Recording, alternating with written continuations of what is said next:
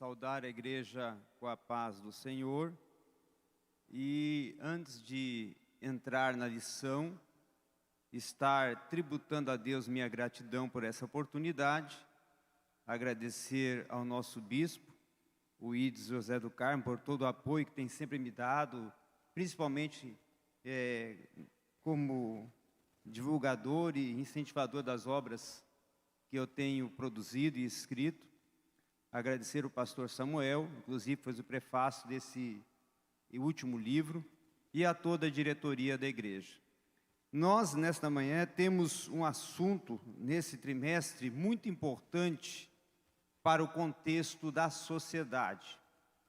A sociedade que nós estamos vivendo, eu considero uma sociedade, até como o próprio sociólogo polonês Zygmunt Bauman falou, uma sociedade envolvida numa modernidade líquida, que segundo ele seria uma dissolução dos valores, dos princípios, dos procedimentos éticos, dos pressupostos que fundamentam uma vida de padrão moral com excelência. Porque a ética, na verdade, é uma ciência que estuda o caráter, o comportamento, o padrão, a postura que cada um precisa possuir para viver em uma comunidade, uma sociedade, para viver em ordem, para viver em passividade.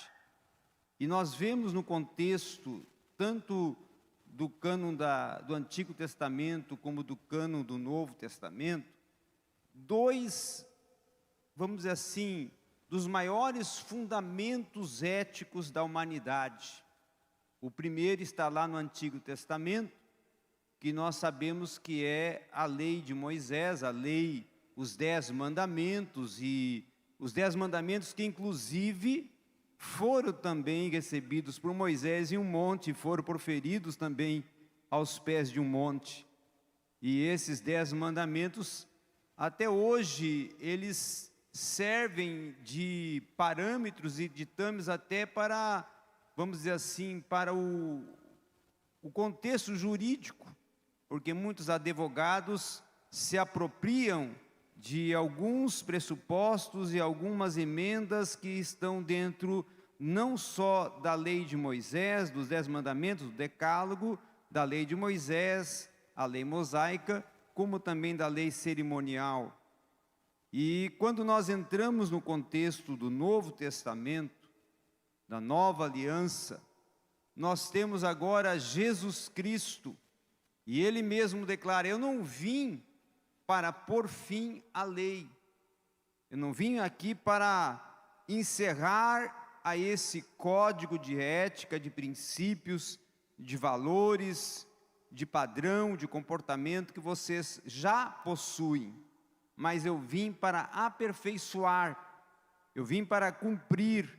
E esse termo cumprir tem um sentido aqui escatológico, porque Jesus seria, a ética de Jesus, ou ensinos de Jesus éticos, seriam de tom escatológico, um cumprimento que traria um futuro e que concederia uma inserição, né? Inserir a pessoa que praticasse ele, que cumprisse ele dentro do reino de Deus. Também a ética de Jesus é uma ética pautada numa mudança de comportamento, numa mudança de princípios, numa mudança de valores. A ética de Jesus é uma essência para um cristianismo e que nós estamos vivendo hoje, ou até diria aqui, um cristianismo sem Cristo. Difícil falar isso. É um cristianismo sem Cristo, porque muitas vezes a sociedade hoje diz, muitos hoje professam, e até se tornou moda ou modismo dizer: eu sou cristão, eu sou evangélico, e aí nós vamos a ver dentro da sociedade um cristianismo sem Cristo e sem cruz, porque o que identifica o cristianismo não é o ismo, é Cristo. O que identifica o cristianismo também é a cruz, mas não a cruz como uma imagem que é posta e colocada em muitas igrejas como símbolo de adoração, mas a cruz como sacrifício redentor, a cruz como o local onde ocorreu a redenção da humanidade, o resgate, a expiação, a libertação e uma nova oportunidade para aqueles que não tinham oportunidades mais. Um novo recomeço. Isso é o cristianismo. E aí aqui nós vemos essa lição, sal e luz, como a essência de um cristianismo autêntico. Então, hoje pela manhã eu quero falar aqui, baseado nesse tema dessa lição, com o segundo tema, a essência de um cristianismo autêntico. Quando nós olhamos o termo sal, esse termo, principalmente, ele tem algumas questões muito importantes relacionadas a ser um condimento e relacionado até à cozinha e relacionado à prática da culinária, não é? Mas dentro do contexto judaico, e principalmente do contexto da Palestina, e Jesus ele procurava sempre utilizar algumas metáforas relacionadas à própria prática da vida do povo, da comunidade, da sociedade, tirando ali alguns elementos que ele já utilizava, que já tinham uma certa influência, para dali trazer uma lição, uma aplicação, e depois fazer um confronto.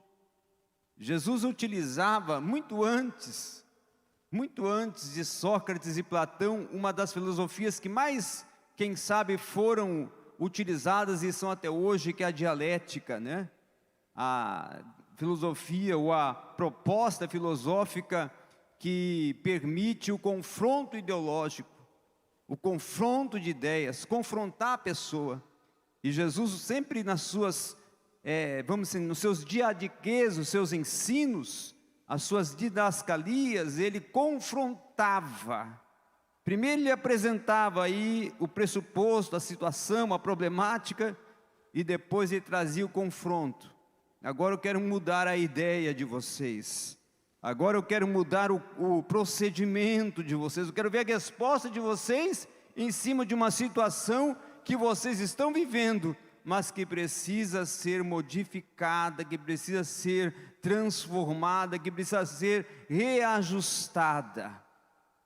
E aí ele vai utilizar o termo sal e a expressão sal, justamente porque sal, naquele contexto da Palestina, no contexto judaico, ele até inclusive estava implícito dentro de um código de lei, dentro de um código moral, porque tinha muitos códigos morais naquela época, e um dos códigos morais utilizados pelos rabinos, e também não só pelos rabinos, mas pelos judeus também, era o denominado Shabat, que era utilizado justamente para os dias de descanso, ou sábados, não é? E esse Shabat tinha alguns códigos que os judeus teriam que proceder, ou teriam que observar nos Shabates. E no Shabat, capítulo 6, no ponto 5 do capítulo 6, ou no apêndice 5 do capítulo 6 do Shabat, vai ter ali a citação, a menção do sal, falando que o sal, ele é considerado não só, e aí, olha aqui que está escrito, até eu coloquei aqui para vocês verem, o sal, ele não tem só uma importância para preservação, ou para preservar, mas o sal deve ser utilizado também para sarar. O sal também tem efeito, então, medicinal. Então eles estavam colocando, e eles tinham observância, os judeus, que o sal também, além de preservar e as mulheres dos sacerdotes usavam o sal para preservar a carne que ia para o sacrifício, que pertencia ao sacerdote, que muitas das vezes tinha que ser estocada, e a forma de estocar era preservando, e preservava ela com sal. E aí nós também vemos que esse sal era utilizado para cicatrizar, por isso tinha um efeito medicinal. E ele era então uma dupla essência, uma dupla oportunização na sua utilização. E nós vemos também que o sal, Jesus está utilizando ele, não somente porque ele tem esse valor de preservar, mas ele tem o valor de extrair a corrupção, a contaminação. A carne, vamos mais voltar ao codimento, à carne, porque os judeus observavam muito a questão de utilização do sal para preservar a carne. Então a carne, para não ser corrompida, não ser putrefada, não perder o seu teor, não perder o seu valor proteico, utilize o sal, coloque o sal para que seja preservada, para que seja guardada e seja até livre da investida de micróbios que possa deteriorar essa carne. Então essa carne, ela além de ser preservada, ela vai se tornar saudável com o sal, porque ela vai ser livre de uma futura contaminação. Então Jesus está utilizando o sal, essa figura de linguagem aqui, uma metáfora, comparando o sal, o cristão ao sal, porque ele está dizendo, olha, vocês têm a responsabilidade de preservar a sociedade, de não permitir que a sociedade se deteriore, e se deteriorar no sentido dos valores, dos princípios, dos procedimentos, dos padrões, que a sociedade não perca a sua ética, não perca o seu padrão, não perca os valores. Se os valores hoje estão sendo absolvidos, estão sendo perdidos, estão sendo deteriorados, seja um sal para recuperar o valor deste padrão, para preservar a sociedade de uma contaminação moral, para preservar a sociedade de uma degradação, de uma corrupção, de uma perca de identidade. E por isso que o sal é a essência para o cristianismo, porque o cristão como sal, ele está recuperando a essência de uma sociedade organizada, de uma sociedade pacífica, de uma sociedade padronizada, de uma sociedade que tem um cristianismo que Cristo é o centro, de uma sociedade que a paz não é porque ela somente é um dos ditames dos pressupostos da nação e colocado lá no brasão da bandeira nacional, mas a paz é uma vivência, é uma realidade, ela é algo palpável, algo percebível, algo sentido, não porque as pessoas se comunicam, ou porque têm um relacionamento, ou porque vivem em uma comunhão, mas porque podem deitar à noite e levantar durante o dia, ou iniciar do dia, com a paz interior, com a paz de espírito, com aquele sentimento, o Senhor está me guardando, nenhum mal vai vir sobre mim, eu posso andar, dar passos, porque tenho a certeza, a convicção, de que eu estou em paz comigo mesmo e com Deus, e estando claro em paz comigo mesmo e com Deus, eu estarei com meus irmãos. Então esse é o princípio, ser sal para mostrar isso à sociedade, ser sal para conceder a essa sociedade esse impacto, como o sal impacta, trazendo um sabor à carne, um sabor ao alimento, e sendo indispensável para o preparo da comida, o cristão deve ser também indispensável como o sal, causando um sabor aonde anda. Lá em Atos capítulo 11, demorou, quem sabe ali, vamos dizer, 10 períodos, vou colocar aqui como 10 períodos, 10 etapas para os cristãos serem chamados como cristãos. Eram conhecidos como seguidores de Cristo, né? Os discípulos eram conhecidos como aqueles que pertenciam a um grupo de revolucionários, eram conhecidos como aqueles que estavam indo contra a lei, ou estavam compondo, quem sabe ali, um movimento que estava ameaçando o sinédrio, ameaçando o sacerdócio, ameaçando a estrutura do império. Mas de repente, lá em Antioquia, está registrado em Atos capítulo 11, pela primeira vez, os cristãos foram chamados, os discípulos, os seguidores, foram chamados de cristãos. Por quê, pastor Samuel? Porque eles estavam sendo salvos, porque estavam preservando, porque estavam influenciando Antioquia, porque eles estavam onde estavam passando, trazendo um novo sabor, uma nova identidade, uma nova essência. Estavam conservando, preservando, causando ali, quem sabe, uma nova cura para a sociedade. Aí entra o sal como efeito medicinal, curando, cicatrizando feridas. Então é um ensino que está aperfeiçoando a lei, mas não está só aperfeiçoando a lei, porque aqui não é tanto um ensino ético. Esse ensino de Jesus aqui, sal e luz, ele é um ensino eclesiológico, ele é um ensino missional, e missão como dever da igreja, missão como obrigatoriedade do cristianismo. O cristianismo nasceu em missões.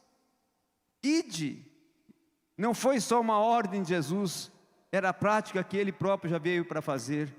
Ele próprio era o ide, e ele próprio é a lei, e ele próprio é a consumação da lei, e ele agora está aplicando uma nova lei, a lei eclesiológica, a lei missiológica, a lei missional. Seja aonde Deus te colocar, aonde você estiver, um sal.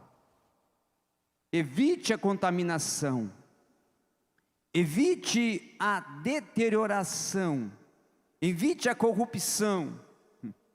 E Jesus está dirigindo esse ensino porque tinha 3 classes perigosas ouvindo esse ensino de Jesus. Havia 3 classes ali que esse ensino estava sendo direcionado. Primeiro, os fariseus, aqueles que queriam viver uma religião que era maior do que, era mais santa do que eles, queriam até ser mais santos que Deus. Era uma religião que Yahvé não se encontrava nela, porque eles queriam ser mais do que Yahvé, mais santos que Yahvé, não é? Queriam viver uma perfeição moral, que eles mesmos não se enquadravam nessa perfeição moral. Era uma perfeição moral estereotipada, era um estereótipo, era uma utopia, o que os fariseus estavam vivendo, uma utopia religiosa. E depois nós temos os saduceus, aqueles que pertenciam à classe dominante, que eram os poderosos da sociedade, os que detinham o poder, e com isso queriam influenciar os sacerdotes, queriam influenciar as religiões, as práticas religiosas, queriam influenciar as decisões do governo lá no império, e em todos os locais os saduceus procuravam causar um conflito. E havia... E eu vou dizer agora uma coisa aqui que você vai rir, e eu vou dizer aqui uma verdade, mas é uma verdade encoberta, mas vai ter pessoas que vão interpretar. E havia os zelotes, quem sabe você não entendeu ainda, mas daqui a pouco entende. Os zelotes era aquele grupo nacionalista, que discordava do governo e discordava de tudo e de todos, e confrontava a sociedade porque queria causar ali uma contravenção, e era contra os romanos e contra todas as expectativas de religiosidade, de prática religiosa. Era o grupo ou quem sabe o partido da liberalidade. Já falei tudo agora. Então os zelotes estavam ali, e Jesus está agora proferindo esse sermão, essa ética eclesiológica e missiológica, e esse parâmetro para a igreja e para os seus discípulos. Vocês têm que ser sal, para tirar essa contaminação que está aí ao redor de vocês, dos fariseus, que tem uma religião que é uma utopia. Vocês têm que ser sal para impedir as injustiças e as influências contaminadas ou quem sabe deterioradas, prejudiciais dos saduceus. E vocês têm que ser sal para preservar, em meio à influência danosa dos zelotes, preservar a influência sagrada, perfeita, genuína do Evangelho, da transformação de vidas. Vocês têm que ser sal para causar sabor. Vocês também têm que ser sal, porque em meio a uma Palestina que está em autêntico calor do deserto, o sal salga e causa o que? A sede. Então vocês têm que ser sal para influenciar as pessoas a terem também sede, mas uma sede do Evangelho, uma sede da mudança, uma sede de uma palavra que entre como uma semente e produza árvore, frutos e frutos agradáveis. Vocês têm que ser sal para mudar o ambiente. Se o ambiente... E aí eu volto para a nossa sociedade hoje. A sociedade pós-moderna perdeu os valores. A igreja está aqui levantada, edificada para ser sal. Um cristianismo autêntico tem que ser sal. A essência de um cristianismo missional é sal, porque para impedir a corrupção, a contaminação, a deterioração dos princípios e valores da sociedade. Mesmo que a sociedade esteja sendo contaminada, dissolvida e perdendo a sua identidade de moral, a sua identidade ética, a sua identidade de caráter, de conduta, o caráter que nós temos é o caráter do sal, que preserva uma essência genuína, um caráter sagrado, um caráter que cura, porque aonde eu estou, aí vão dizendo e vão anunciando, aí vai um discípulo. Por quê? Porque é um cristão genuíno. É a essência de um cristianismo autêntico. Não viva um cristianismo só de ismo, viva um cristianismo de Cristo. E aí depois eu agora vou entrar no outro termo, a outra expressão metafórica também usada aqui por Jesus: luz. Vós sois a luz do mundo. E aqui ele está colocando 3 sentidos também. O primeiro sentido, ele está relacionando essa luz a ele próprio. Porque se vocês querem ser meus discípulos, tem que ser meus seguidores, né? O princípio judaico do discípulo, Talmide, era estar acompanhando as passadas do seu rabino até se tornar igual ao rabino. Esse era o princípio judaico do Talmide. Então Jesus está dizendo: olha, vocês, meus discípulos, têm que ser luz, porque eu sou a luz do mundo.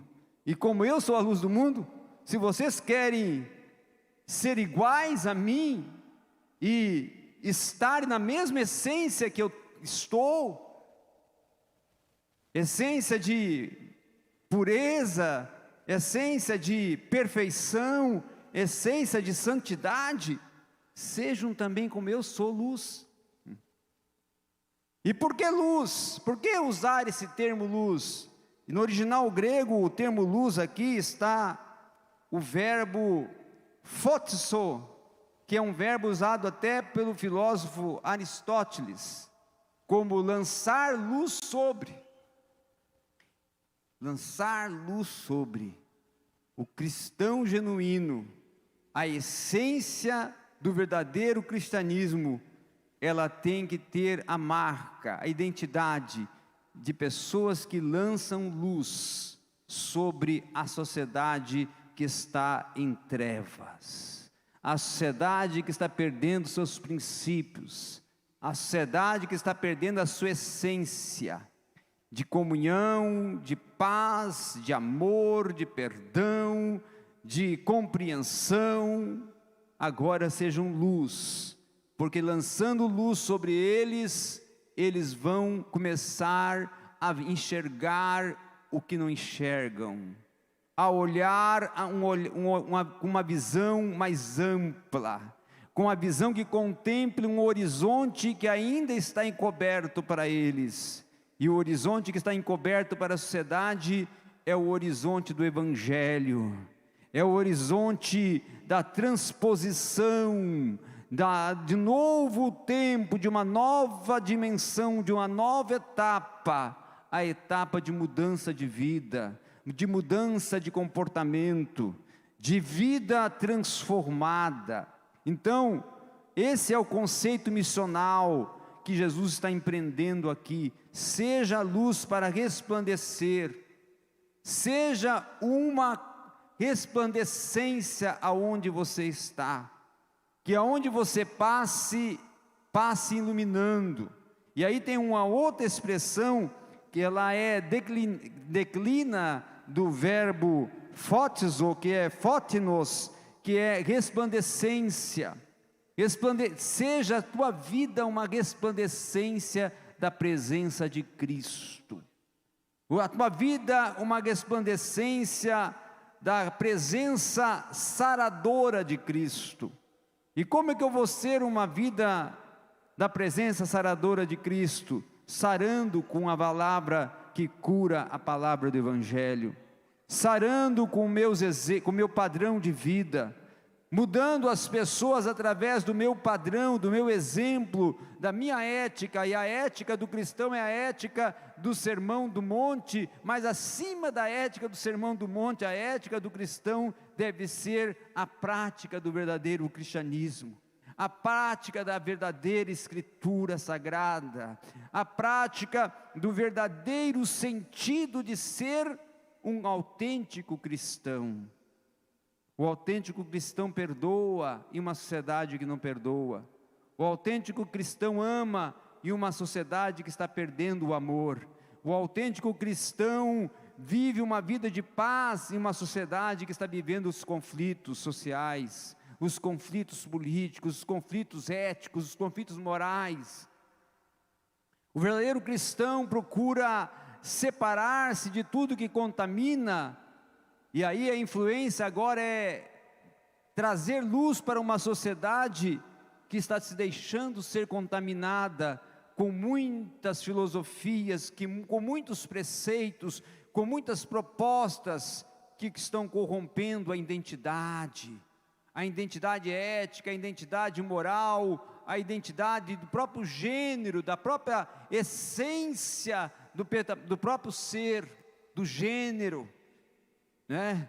A própria essência da proposta central que Deus tem para a vida da sociedade, para o padrão da família, que é o gênero.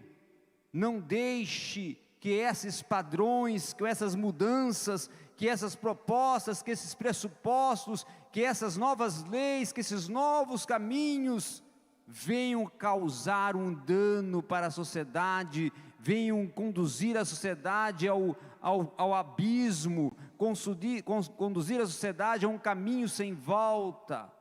E aí eu me lembro aqui das palavras de Salomão: há caminhos para o homem que parece perfeito, mas conduzem à morte. Então nós, como luz, temos que, em meio às pessoas que estão caminhando para caminhos de morte, trazer a luz que vai conduzir para caminhos de vida, caminhos de paz, caminhos de amor, caminhos de perdão, caminhos de recuperação de vida, de reconstrução.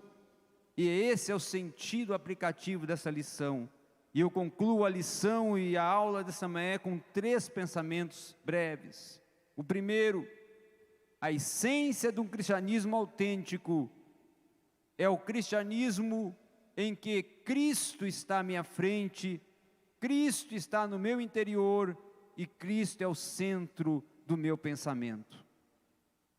Segundo, a essência do cristianismo autêntico é o cristianismo que a paz, o perdão e o amor fazem as 3 células da sobrevivência da minha vida. E o último pensamento é que a essência de um cristianismo autêntico é a bandeira que nós, como cristãos e igreja, corpo de Cristo, temos que alçar e preservar em meio a uma sociedade que está perdendo a sua identidade. Você tem a identidade para a sociedade? Qual? A luz. Você tem a identidade para a sociedade? Qual? O sal. Então utilize-os, pratique-os e vamos juntos mostrar que somos influenciadores. Que influência? A influência genuína do Evangelho. Amém.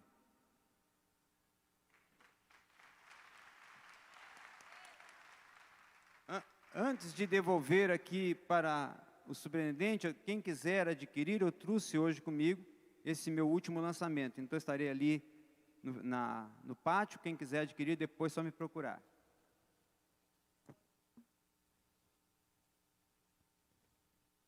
Glória a Deus.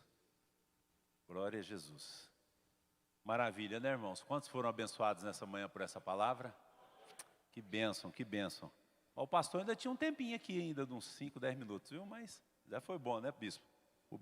Glória a Deus, fica com crédito aqui conosco. Vamos ver se já deu tempo de fazer o sorteio lá? Se tiver dado, vamos ver quem ganhou o livro do professor Danilo, que está aqui. Sorteio o livro do professor Danilo, vamos ver quem ganhou? Ó, Nilda, olha aí. A irmã Nilda ganhou, cadê a irmã Nilda? Ah, está aqui. Parabéns, irmã Nilda. Se quiser autografado, aproveite que o autor está aqui, né? Tem que aproveitar. Glória a Deus. Vamos ver quem vai ministrar domingo que vem a lição. Vamos ver quem que é. Olha aí, pastor Ricardo Nascimento estará ministrando a justiça moral e ética no reino de Deus. Amém? Esse mês nós estamos tendo algumas faltas, né? Muitas pessoas viajando. Inclusive depois das férias, pastor bispo, eu vou pedir para o pessoal que viajou, inclusive o senhor, né, foi um deles que viajou, para ficar de pé, para que a igreja saiba, né, para quem pedir dinheiro emprestado quando precisar. Porque só quem tem dinheiro viaja nas férias. É ou não é verdade, irmãos? Falar nisso, o pastor Samuel também viajou, né, pastor Samuel? Eu estou ligado, viu? Tem muita gente aqui que tem dinheiro, viu? Eu não consegui viajar esse mês, então eu já estou na fila para pegar dinheiro emprestado com o bispo e com o pastor Samuel. Bispo, é com o senhor, final da escola.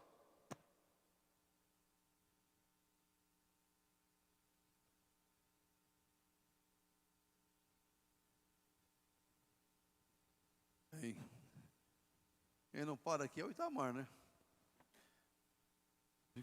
Foto lá em Cancún, foto não sei aonde. Quem tem dinheiro é ele. Eu não viajei para lado nenhum. Vontade é grande. E também não é falta de dinheiro, não. É falta de programar e falta de tempo mesmo. Irmãos, graças a Deus por essa aula, o pastor Danilo nos trouxe a ministração e muito nos enriqueceu, né? Jogando luz sobre esse assunto. Graças a Deus pela vida do professor Danilo. Eu quero lembrar os irmãos que hoje a cantina está funcionando, tá ou não está? Tá, né? Essas férias está assim, não na plenitude, mas a cantina está aberta. E convido a todos para logo mais à noite, exatamente às 19 horas, o antigo 7 da noite, para estar aqui no culto, celebrando o Senhor e em comparecendo, convide um parente no Evangelho, um vizinho, um amigo, alguém que possa estar na casa de Deus para conhecer a verdade libertadora do Evangelho, né? Esse é o trabalho que temos que fazer mesmo. Acho que no próximo domingo vamos ter batismo, né? Tá marcado, né, Maxwell? batismo. Aqui devemos ter alguns, né, novos convertidos, alguns filhos de irmãos, famílias que criaram seus filhos na casa de Deus e agora está numa idade própria para o batismo, né?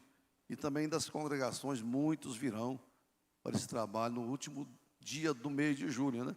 É dia 31. Essa semana teremos que ainda ir a Minasul, na conferência missionária, né? Promovido pela nossa convenção. Olha, irmãos, aqui tem um pedido de oração, não vamos esquecer.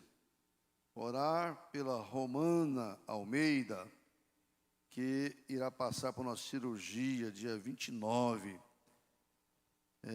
Irmã da diaconisa Tamara. Então lembra desse nome, né? Não é difícil decorar, né? Romana. Eu tô lendo errado. Então vamos orar pela pessoa certa. Ramona. Ramona, né? Tá bem, tem um azinho aqui, está meio prejudicado, mas é Ramona. Muito bem. Irmã da diaconisa Tamara. Também o Adalberto e a Laura, dois que não param aqui e viajam muito também, vão viajar. Pede oração, né? Deus abençoe.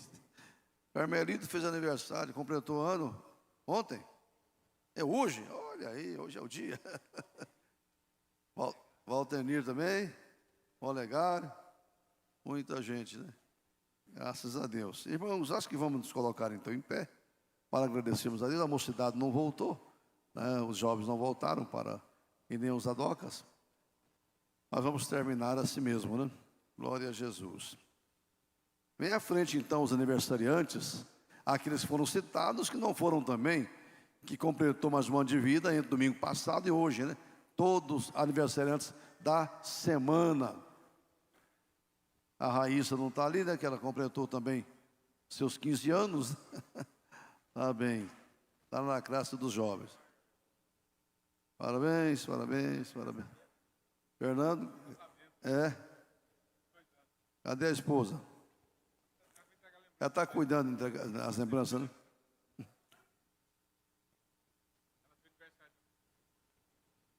O irmão está fazendo assim, assim. O que é isso, irmão? Ajuda a traduzir lá. Está pedindo oração, deve ser, né? Ô, Márcia. Parabéns, Márcia. Deus abençoe. Filha. Aniversário também? É aniversário, hein? Deus abençoe. Só não vou falar, né? Você está falando, minha idade é esta, mas está muito jovem, né? O Givel também completou ano esses dias, né? Você chegou no setentinha, né? Tá bom. São estes, então? Graças a Deus, né? O pastor Samuel é quem vai orar, agradecendo pela escola, apresentando os pedidos aqui, por todos os amados irmãos, né? Glória a Jesus.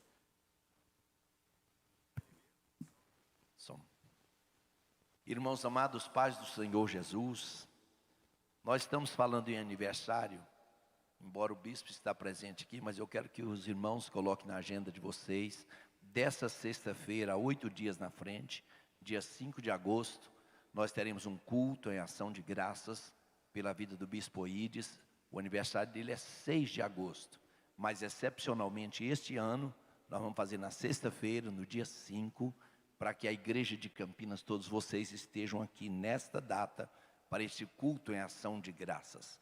E hoje nós estamos agradecendo a Deus pela vida de todas as irmãs e irmãos, que estão completando mais um ano de vida, alguns hoje e outros esta semana, e orando por aqueles que estão enfermos, que Deus venha então trazer a saúde. Vamos orar juntos, irmãos, orem comigo. Poderoso Pai, Deus da glória, queremos te agradecer por essa escola bíblica dominical, pela vida do teu servo irmão Danilo. Senhor, a palavra que ouvimos aqui deste púlpito, ó Deus. Senhor, agora queremos te louvar pela vida dessas tuas filhas e teus filhos, que o Senhor concede mais um ano de vida. Senhor, os teus servos, irmão Fernando, a sua esposa que está completando mais um ano de vida conjugal. Deus poderoso e Deus excelso, que a tua mão esteja estendida sobre a vida de cada um deles.